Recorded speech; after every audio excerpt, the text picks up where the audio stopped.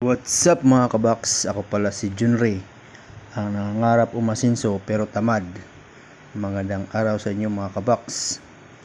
Tayo po ay meron ditong biniak-biak at binuka-buka na Yamaha NMAX 155 version 1. Ito mga kabaks, engine overhaul po ito mga kabaks. Kasi chinek natin yung bore, cylinder head. Dun sa cylinder head po mga kabaks, yung problema po ay rocker arm at saka camshaft. Yan po mga box. Bukos mo na lang Klaro na natuyuan ito ng oil. Ngayon chine-check natin yung crankshaft.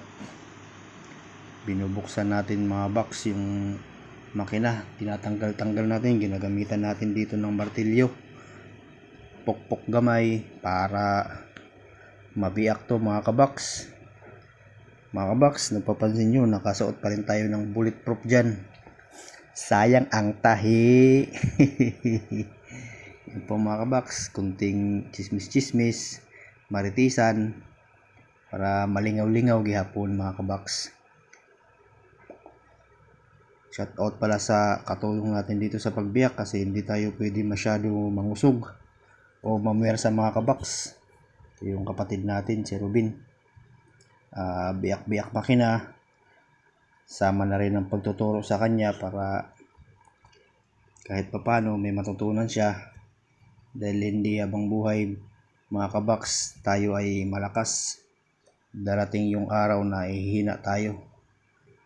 Tinuturoan natin yung kapatid natin para matuto naman siya kahit hindi naman tayo masyado kagalingan, marunong lang. Yan po mga kabaks, biyak-biak tayo ng makina ng NMAX. Ginamitan natin ng palaway-laway, tayhop-tayhop para matanggal natin yung block, kasi yung sadya natin dito ma-check yung crankshaft mga kabaks. Hindi na natin tinanggal yung center stand mga kabaks kasi pwede naman to tanggalin yung kabila, yung side ng block po mga kabaks, para hindi na tayo magtanggal kasi pwede naman yun gabot-gabutin, rabot-rabutin at saka pulpug-pulpugin mga kabaks.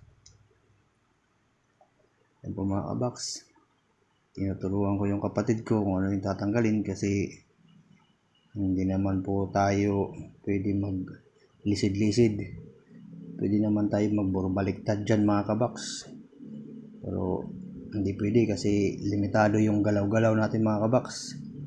Ano naman, nakasuot pa tayo ng bulletproof. Yun po mga kabaks, umawak na tayo ng martilyo, pok para mabuksan to mga kabaks. Pulbot gabot dararabot mga kabaks, kunting laway-laway para hindi matigas, tanggalin mga kabaks. Po, tinuturo ko kay kapatid ko na ano pang dapat tanggalin para hindi mahirapan.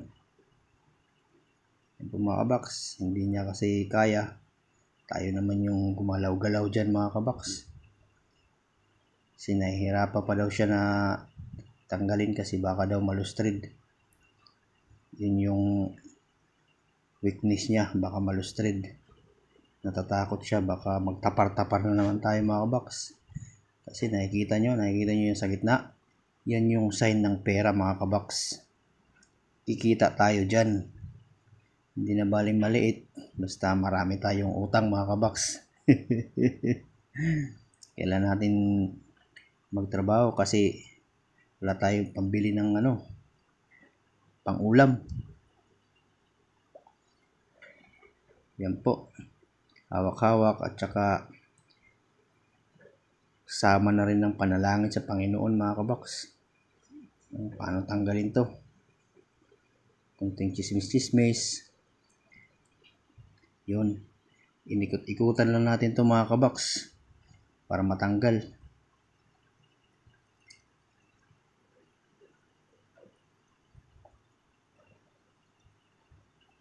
Kwento-kwentuhan mga kabaks para Meron naman tayong lingaw-lingaw.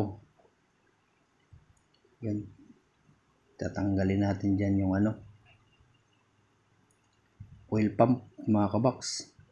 Kasi kitang kita naman dun sa gilid ng makina na natuyuan na ng oil.